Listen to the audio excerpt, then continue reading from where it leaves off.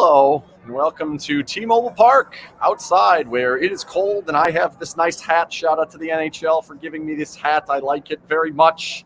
I did not like the Golden Knights. By the way, let me know if the sound is okay. I did not bring my earbuds and therefore I'm just screaming into my computer. But here we are. Yes, that game was poor. Now, I will admit, I walked around. I was out in center field. I was down in the first level and the second level, the third level. I was all over the place trying to watch the game. So I didn't get to see all of it. I'm looking at it from a lot of different vantage points. But I know what happened. I spoke to some players. I spoke to the coach. I understand what occurred, and the simple part for me is like the intensity level just not good, like head scratchingly not very good, like stick battles, dump ins, playing through guys, like just about all of it. You would think this is a moment where it's like, all right, here we go, like let's play at the level that we know we can play at. This is a team who's coming off a Stanley Cup. They've played big-time games before, whether it's home openers or banner raising or whatever it happens to be over the course of time. They've played a lot of these style of games. I know there's not outdoors and it's not on the road and all of this, but what you normally see out of the Golden Knights is a lot more than this. You normally see a lot more consistent effort than this. And I'm not saying the players weren't trying to win or weren't playing whatever. What I'm saying is, in this particular game, they just didn't have the energy, I don't want to say willingness or any of that. What I want to call it is like, look, in this game, stick battles were not won enough.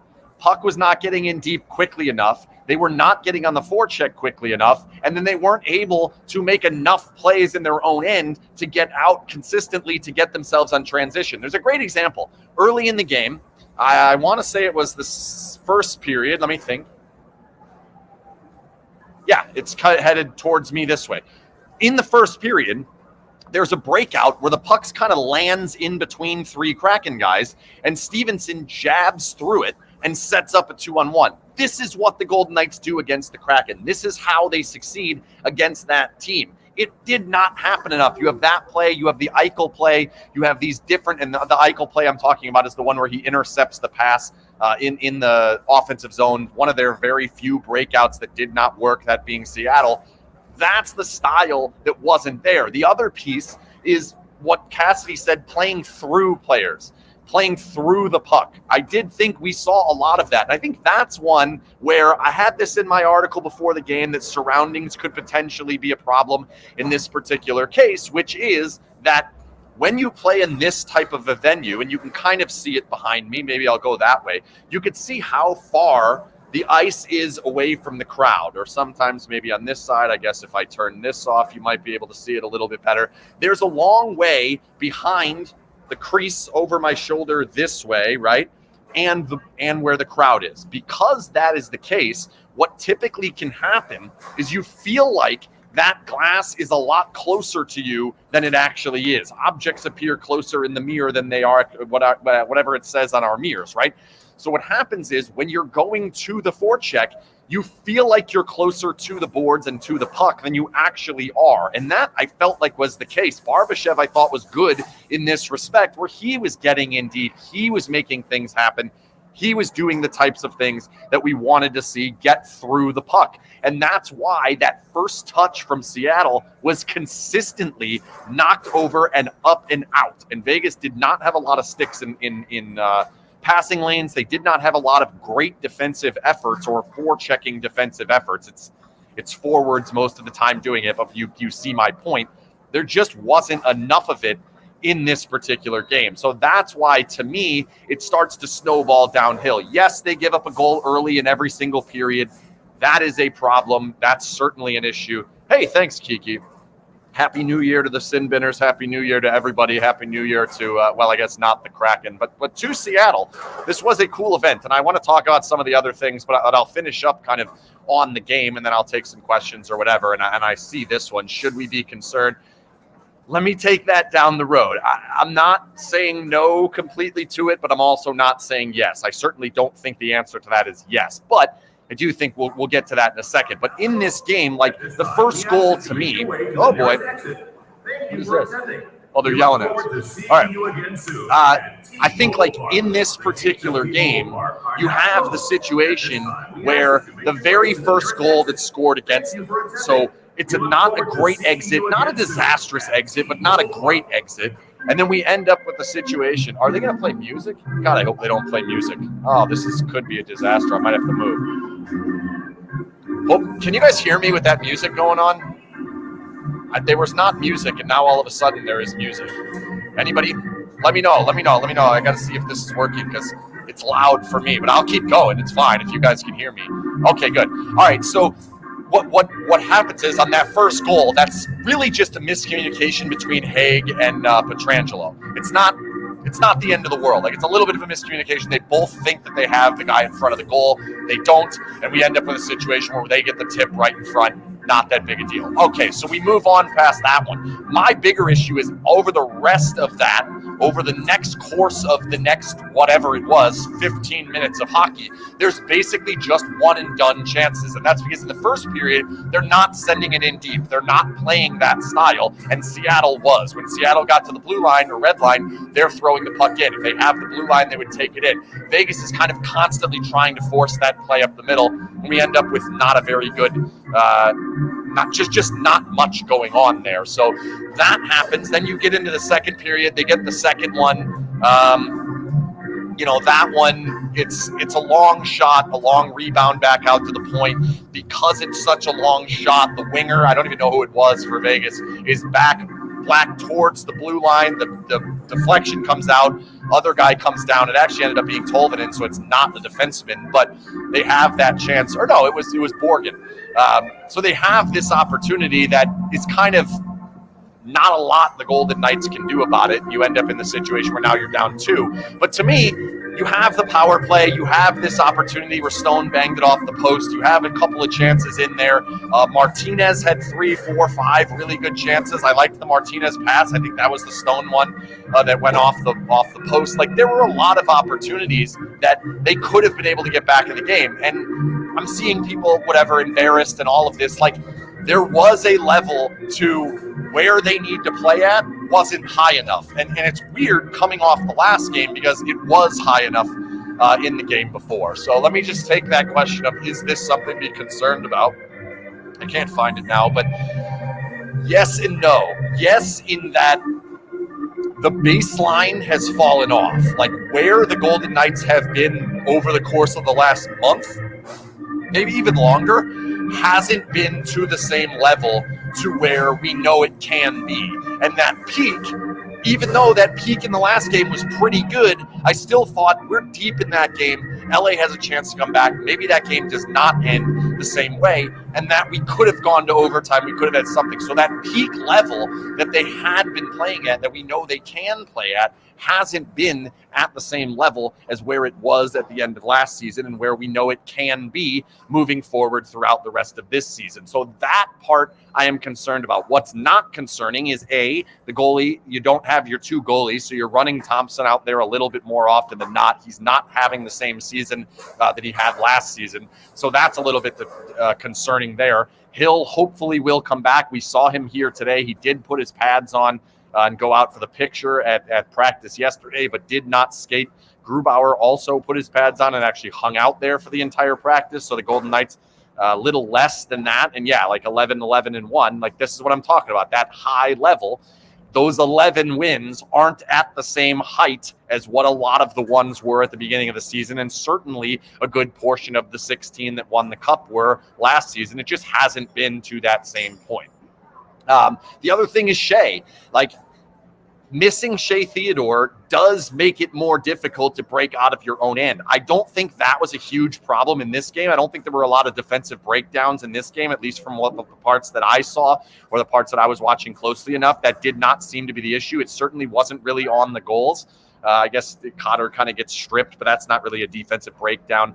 A little bit on the long rebound, but even that one, I just feel like maybe we're a little bit disconnected. But even that, I'm expecting we're going to be able to get out. So, just that and Theodore, I think they're going to be better getting out of the zone. Obviously, Theodore generates offense being shut out for a fourth time, but Theodore played in the previous 3 when they were shut out. So that is a concern. And yes, this is real. There's no question that the Cassidy arc is this. Start the season real good, not all that good in the middle, dominate towards the end. The problem is the historical Cassidy arc has not always come with all the playoff success that the Golden Knights had last year. So do we get the playoff success we had last year, or do we get something different? Is Bruce the guy? Absolutely, Bruce is the guy. There's no way you would even consider going a different way. He's been fantastic. I think he's one of the best coaches in the league, if not the best coach in the league. So I'm assuming that was facetious, but if it wasn't, whatever. Can I talk about ice conditions? So I noticed 2 things on the ice during this game. One of them, I'm sure, probably did not show up on the broadcast as much as the other one. The one that I do expect showed up on the broadcast is the game did feel a little bit slow. And I think that was because the puck wasn't moving at the speed that a lot of the players were expecting it to. That we knew coming in, that they knew in the practices yesterday. That was quote-unquote sticky puck. The idea is that when the puck's sliding across the ice, it typically goes at a normal velocity that stays the entire same way all the way until something stops it. That's the point of ice. On this particular ice, it was a little intermittent. There would be times where it would speed up. There would be times that it would slow down. There would be times that it would get to almost a complete halt. A good example is in the second period. There was one behind the goal that Pietrangelo went to pick up, and the puck just stopped on him. So that, I do think, played a little bit of a part. But that, to me, the more that those types of things happen, the more that the Golden Knights should be more willing to say, you know what, okay, we're not going to zip through the neutral zone. We're not going to get through this consistently. Let's get the puck in deep. Let's get on the forecheck, get on our horses, and play through players. That didn't really happen in this particular game. And then when they did pull up short, they're not winning enough stick battles. They're not knocking pucks out of the air. It wasn't enough in that regard. So I do think that impacted the game a little bit in that they weren't able to kind of fly up and down the ice, which is often the case against this team. We saw maybe 1 2-on-1. Eichel had that breakaway. There's a 2-on-1 on a shorthanded opportunity. And then I think there was one other 2-on-1, certainly the Stevenson one. You normally get a lot more of those against this particular team. That did not happen in this game. I do think that the ice may have played a little bit of a part in that. It is what it is. The other one is inside of the blue line on the side. The Golden Knights defended twice. So it would be the side farther away from me on this particular shot. Down the third base line, there seemed to be something going on just inside of the blue line. We saw a number of players kind of zip through there and just completely wipe out, fall down on their hips, get right back up and go. We even saw a referee do that in warmups. They were kind of just getting used to the ice, skating around as they do, and he fell down. I didn't think it was bad enough that it should have affected the game all that much. That being said, if you've ever played on bad ice, or, I'm not somebody who's played a ton of hockey in my life. I played more soccer. When you play on a bad pitch, some guys can deal with it better than others. Some guys, it gets in their head. The Golden Knights have historically not been a great poor ice team. When the ice is bad, they do tend to talk about it quite a bit. And we do see some of the challenges that maybe other teams are a little bit more used to it. I do think when it gets in your head, that confidence level goes down a little bit. The passing goes down a little bit. It's just not quite to the same speed, to the same level. That could have potentially been a slight reason why they weren't able to play quite to the speed and quickness that they normally do. All right, let's take this one on. Because I was not a fan of the Elvis costumes. I'll just flat out say it. I was kind of trying to be somewhat nice on my tweet. I'll just flat out say it. I was not a fan of the choice to bring the Elvis costumes here. And the reason is, I will tell you what the reason is after I tell you that all Periscopes by SinBin.vegas are brought to you by the Jimmerson Law Firm. The Jimmerson Law Firm is one of Las Vegas's preeminent law firms specializing in high-stakes business, civil, and family litigation. When winning matters, seek out the Jimmerson Law Firm. Shout out to the Jimmerson Law Firm for sponsoring all Periscopes and Twitter Spaces this season. Neither of them are the correct word. It's called X now, but I'm not calling it an X space because that sounds weird. And Periscope is a word that went away like 6 years ago, but I don't care. Shout out to the Jimmerson Law Firm. Back to this. Reason I don't like the Elvis costumes. Mainly because it's the least creative thing you can possibly do. Like when you think about what will the Golden Knights wear, what represents Vegas, the very first thing that comes to your mind is Elvis costumes. And then when you do that, it's like, well, I guess we didn't think beyond that. I don't think that's what happened. I think they did think behind it and they didn't come up with something better. But that being said, I thought it just kind of was too obvious, too clear. Like, does it miss the mark? No. Is it bad? No. Did they do a poor job with the Elvis costumes? No. Did Seattle also do the most obvious possible thing? Yes, they did. So in that respect, was it worse? No. But there were so many different options. There's so many different ways you can potentially go. And, you know, some of the ones that I had heard or come up with or whatever, like mob bosses and Rat Pack, that's suits and looking that way. I think if you bring the canes out and the big top hats and that type of thing, maybe you can get away with that, but it is a little bit close. I like DJs. That's the one I like. I like bright colors, neon colors. That's not what's here. This is a very drab town, a very drab city with their color schemes and their buildings and their oceans and all this. We don't do that in Vegas. I wanted bright. I wanted flashy. And yes, Elvis offers some of that. Don't get me wrong.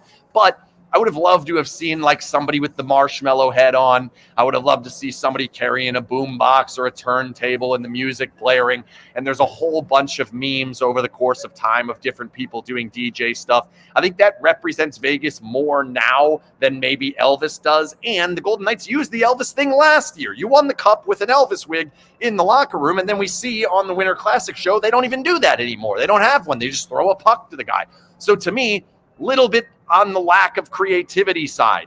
I came up with one idea this morning and then pitched it right now. Maybe that idea is not even that good, but I think we could have done something different than that. Do I think it caused the distraction? Absolutely not. I don't think it mattered at all in the game. I don't think the bad jerseys mattered at all in the game. I don't like the jerseys even on the ice. Socks are awesome. Helmets are awesome. Pants are good. Script is good. Most of it's good. The jerseys are not. I just don't like the logo. I don't like it. And now we get to see it 2 more times. If they lose twice with them, then that'll be it for that. Whatever. That's where I'm at there. Yeah, and yeah, this is probably fair that maybe there was some discussion about like not having anything gambling related. I hope we're past that, but whatever. We'll go on from there. Other things about the game. So one of the things that I had heard a lot coming into this game from a lot of people that have been to a lot of these, I will admit I have never been to an outdoor game. This is my first Winter Classic. I had a blast. I watched from all different places across this stadium. Literally almost every corner of the stadium I was at some point. I did not climb all the way up to the worst seat up here because it was a bit too crowded for me to get all the way down there. I would have missed too much of the game, so I didn't do that. It's the only thing I would have liked to have done. But I watched it from the 200 level, the 100 level, center field, the 300 level, all over the place, in the suites, in the press box, in the other press box, on one of the ledges, out by the shipwreck, all you name it, I was pretty much everywhere. When you got when you look at the setup of the field, and if you understand a baseball field, which I'm assuming most of you do, the hockey rink effectively ran from first base to third base across the middle of the diamond. So to me, every seat inside of the diamond was good, especially the higher you went up. So once you got up to that 300 level, it was a lot better. It was a lot clearer, cleaner, easier to see. You could see the shots and things and whether they were going in the goal. Once you got a little bit lower, yes, you could see the players a little bit better. Yes, maybe it was feeling closer to the action. But to me, those lower seats weren't really ideal for truly understanding what was going on in the hockey game. And I understand that it's not always about the hockey game. I get that. But I thought if you're up in the 300 level or anywhere on this fancy 200 level, which is where the press box was, and I spent quite a bit of time up here, it was very good. From exactly where I'm standing right now was an excellent place to watch a hockey game, despite it being this far away. Like, it feels like maybe it is far away. It's not that bad. I do think once you got out into center field, I'm assuming these seats underneath the T-Mobile Park here, not particularly great because it did feel quite a bit away because of all that outfield. That wasn't as good. But to me, there were enough good sight lines. The thing is steep enough that I thought it was pretty good. If there's another Winter Classic, I'm more likely to get excited about it now than I think I was at the very beginning of this one. Hopefully we get one in Vegas at some point. Granted, the Golden Knights, it would be nice if they win an outdoor game at some point. But to me, it was a great experience. Like, I think everyone who was here probably had a good time despite the game being a disaster. But overall, pretty awesome experience. The way that they brought the players out and they're throwing the fish over the top of the Kraken guys was cool. The stage in center field is pretty neat. Like just the whole surrounding. And then the biggest part of it, and this is where I did not see Chance. Someone asked if Chance was here. I did not see Chance. So I don't know. Maybe he was not. I did see Bowie. I got a picture, my selfie of myself with Bowie so I could show my little niece who's a big Bowie fan, and Mariner Moose, Seattle girl, big into the mascots. I got to get her on the Chance bandwagon. She'll understand once she comes to Vegas at some point. But the biggest part to me, and something that I don't know if this is common in Winter Classics, but it's something that I really noticed right away when the puck dropped. And then as the game went on, I became more and more and more appreciative of it. And that was the microphones. So when along the boards, they had microphones all across the boards. And this wasn't just to pick it up and put it in a TV show. No, there's speakers all around the stadium from literally all the corners of the stadium pointing outwards towards the fans that play the sounds of the game. So you could hear players yelling wheel or drop or whatever they're yelling at that particular time. But the bigger thing is you heard the puck, you heard the skate marks or skate sounds, you heard the stopping, you heard the sticks, you heard the clashing, you heard the hits, all of it.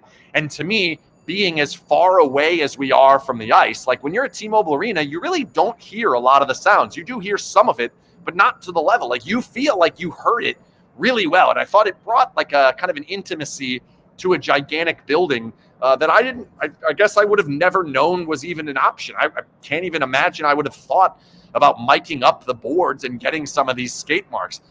So that I thought was really, really cool and really something that makes the environment here way better than I think you maybe got on TV, because those sounds made you feel like you were at the hockey game outside. Like the reverberation and the way it was sounding, it was really good. So that was something that I was really excited about and pretty cool to see that happen. So is Hill coming back soon? We don't have a timeline on Hill or Theodore.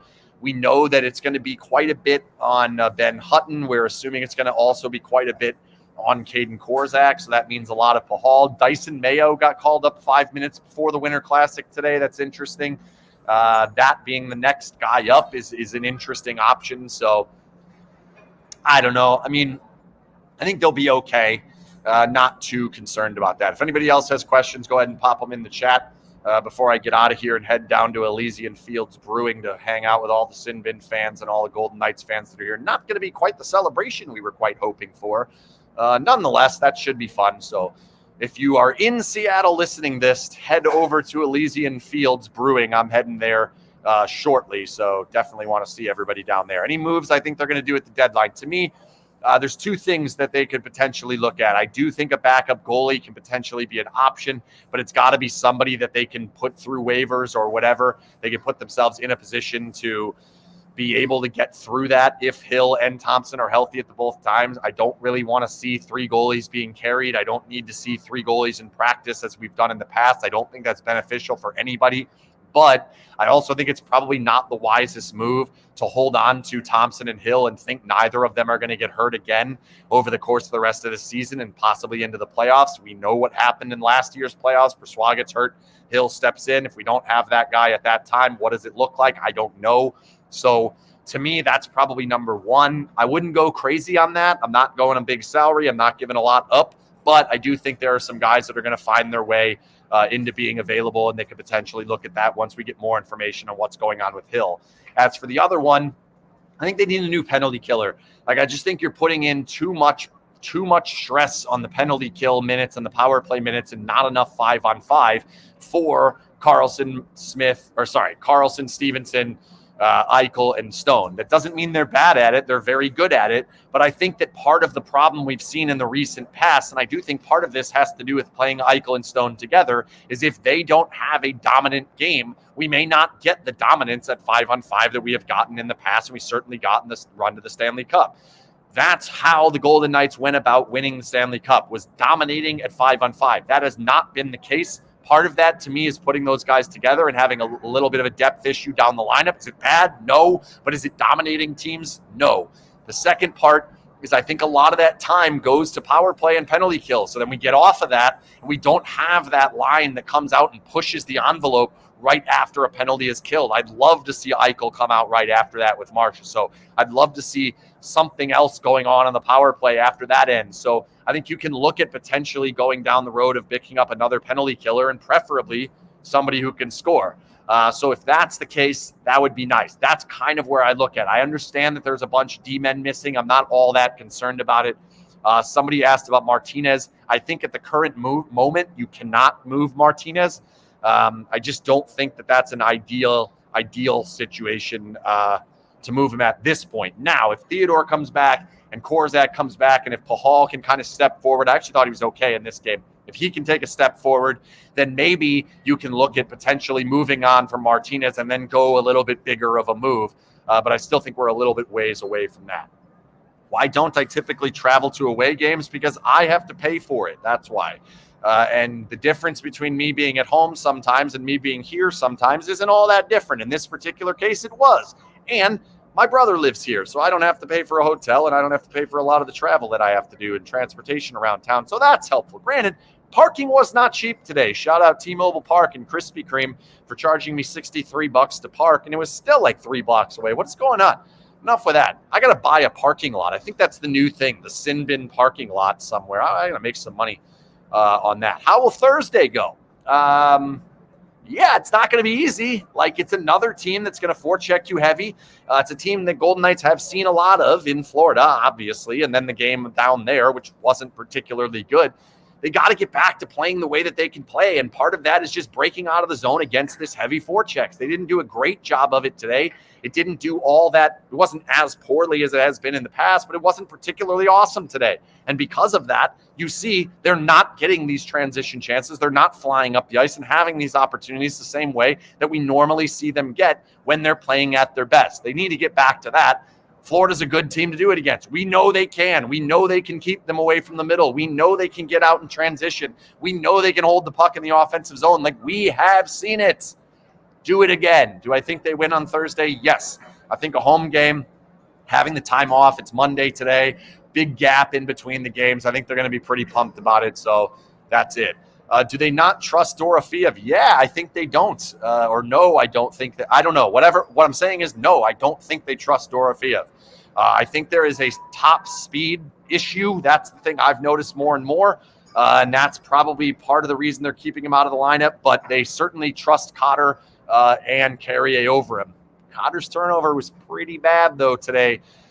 So we will see. Thanks to Coyote and Sam for chatting about my coverage being good. That I very much appreciate that. I just do whatever I think I can do. I just do my best. So that's it.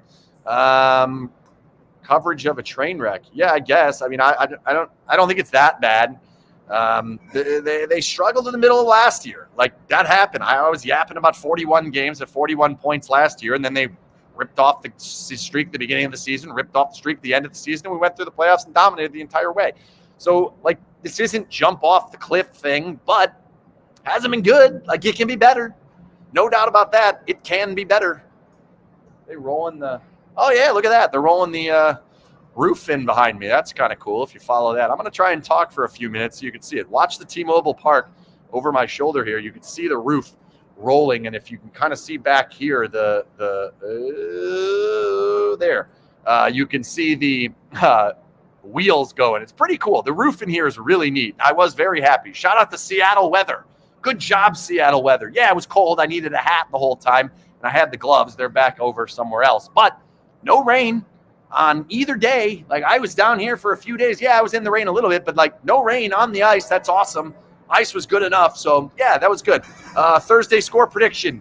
Golden Knights 3, Panthers 1, 3-1. That's my score prediction for Thursday. That's it.